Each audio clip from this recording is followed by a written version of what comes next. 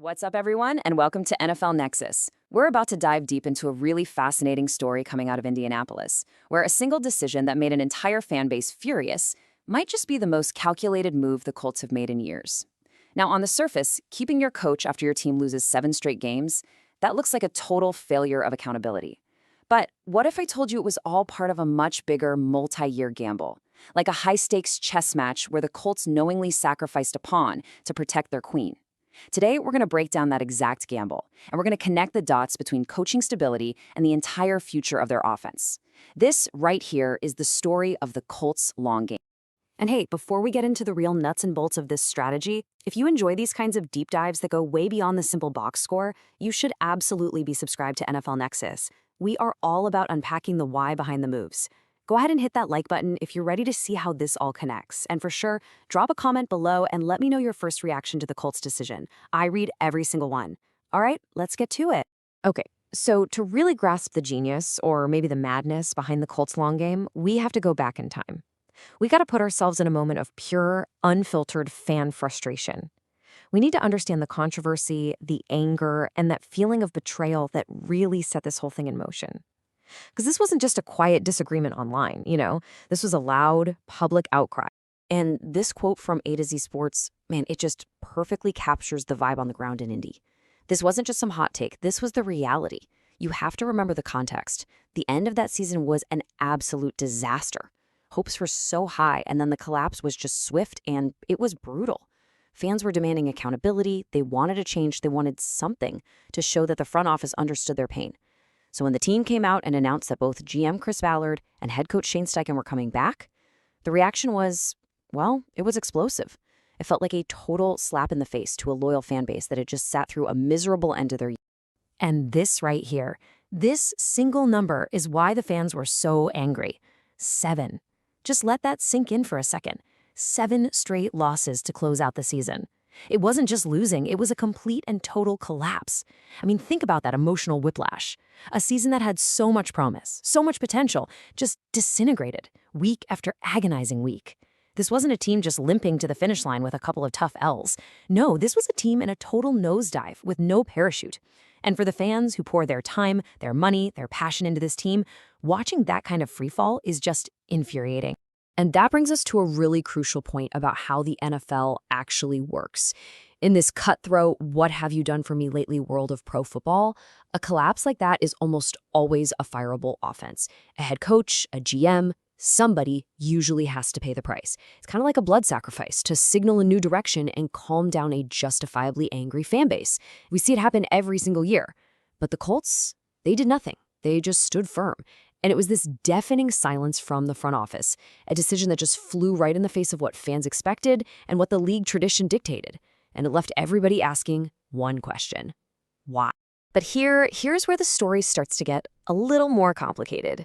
See, behind that curtain of public frustration and all the media outrage, there was a very different conversation happening among the people in the know.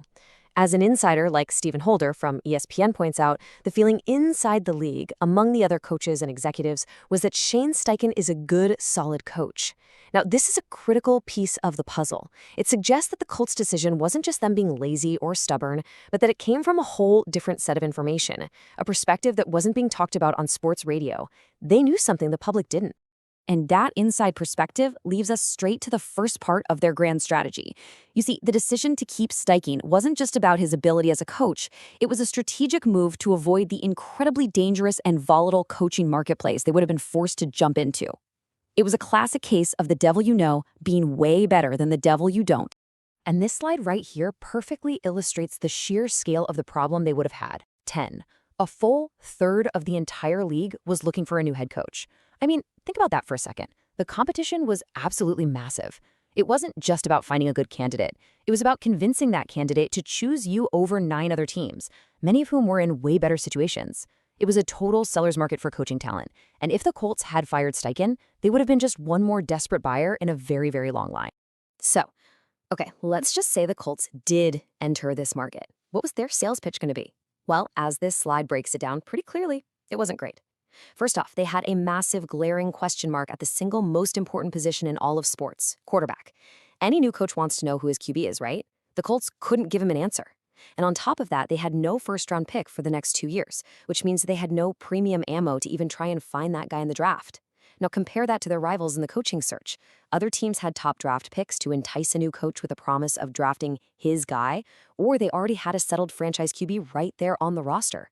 The Colts had neither.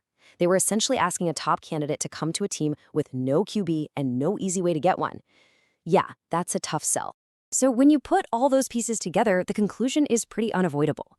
Firing Shane Steichen and jumping into that coaching carousel would have been a massive, potentially franchise-altering gamble. They would have been in a bidding war for top talent with very few attractive things to offer. They were almost guaranteed to lose out on the top-tier guys and would have likely had to settle for a lesser, riskier option.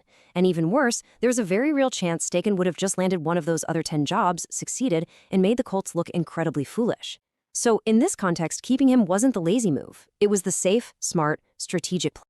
All right, so the Colts cleverly navigated the treacherous waters of the coaching market and solved one problem by maintaining stability. But here's the thing. That stability wasn't the end goal. It was just the foundation. It was the necessary first step to get them ready for their next challenge.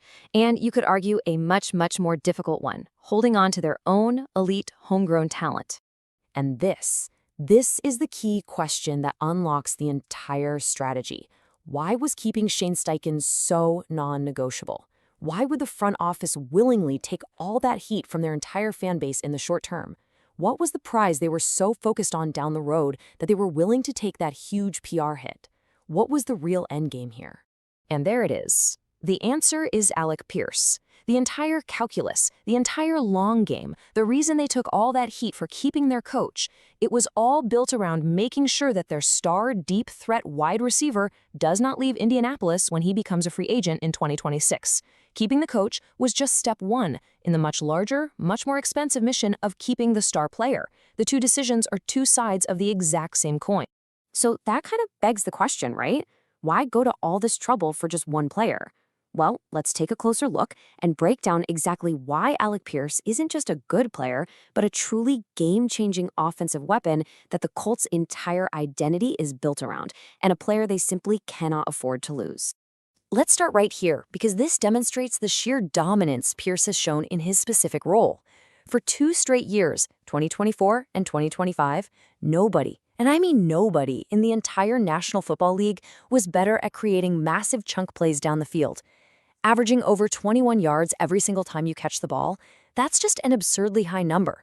To put that in perspective, that's like getting a first down and then some on every single reception. He is, by the numbers, the league's most effective and consistent deep threat, period.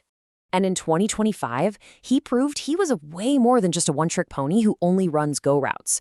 He crossed that coveted 1,000-yard receiving mark. Now, in the NFL, that's the benchmark. That's what separates the good receivers from the true number one guys. It shows he developed into a player who can be the focal point of a passing game, someone you can rely on play after play, not just a specialist you use for trick plays. He combines that elite game-breaking speed with the productive, high-volume receiving of a true alpha. Now let's dig even deeper with a more advanced metric that all the analysts love: yards per route run. This stat is great because it measures a receiver's efficiency on a per-play basis, even if the ball doesn't come his way. And just look at this. Over the last 2 seasons, Pierce's combined figure is 2.1, which ranks him 20th among all qualifying wide receivers in the entire league. That puts him ahead of guys like Jamison Williams and even the legendary Tyreek Hill. And here's the real kicker. Pierce did all of this without playing with an elite, top-tier quarterback throwing him the ball. It's just a staggering level of efficiency that screams superstar. So what does all this elite production and incredible efficiency actually mean in cold hard cash? Well, ESPN's Bill Barnwell, who's one of the best in the business at projecting contracts, he lays it out perfectly. He calls Pierce a walking explosive play threat, and that kind of weapon commands a massive price tag on the open market.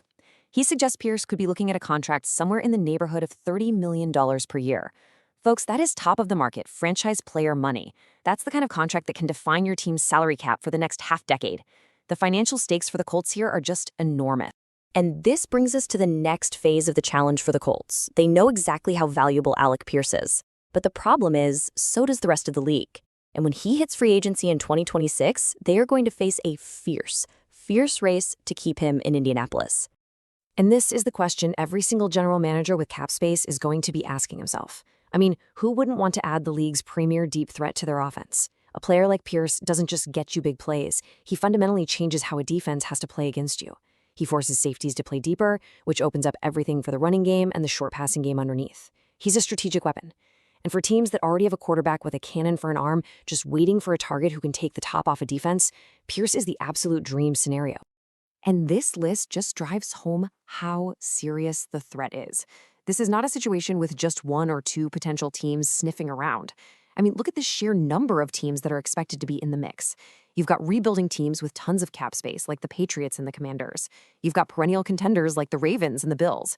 You even have division rivals like the Titans who would love to steal him away. The marketplace for Pierce's services is going to be incredibly crowded and very, very competitive. The Colts won't be negotiating in a vacuum. They are going to be in a full-blown bidding war. And let's narrow it down to the biggest threats, the teams that pose the most danger to the Colts. You've got the Patriots with Drake May, a young QB with a fantastic deep ball who will be desperate for a #1 target. You've got the Commanders with Jaden Daniels, another dynamic young quarterback who can absolutely launch it downfield. And then you have the established Super Bowl contenders, which is always a huge draw for a player. The Ravens with Lamar Jackson and the Bills with Josh Allen, two of the best deep ball throwers in the entire game. These teams aren't just threats because they have money. They are incredibly appealing places for a player like Pierce, offering him a chance to pair up with an elite QB on a team that's ready to win a championship right now. That is a powerful, powerful combination. Okay, let's bring this all back together now. We've established the controversial decision to keep the coach, and we've detailed the massive, high-stakes battle to keep the star player. Now, let's finally connect the dots and see exactly how one is directly tied to the other in the Colts' calculated long-term gamble. This quote right here from General Manager Chris Ballard. This is the smoking gun. This is the proof that this isn't some reactionary plan they just cooked up after the season ended. No, this has been the strategy all along. He explicitly says that Pierce has been a priority from day one. That tells us they identified his talent early on, they watched him develop into an elite weapon, and they have been building their long-term plans around keeping him in Indianapolis from the very beginning. The coaching decision was just one piece of a much larger puzzle. And this slide just brilliantly illustrates their step-by-step logic. The entire long game.